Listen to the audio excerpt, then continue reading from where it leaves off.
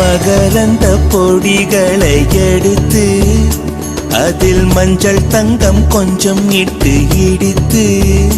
திரு கண்ணம் எங்கும் சுண்ணம் பூசி வண்ணம் செய்தானோ ஒரு கோடி பூக்கள் கொண்டு ஜோடி பூக்கள் செய்தானோ உன் முதடு சேர்ந்தால் பூப்படையும் வார்த்தை நம் முதடு சேர்ந்தால்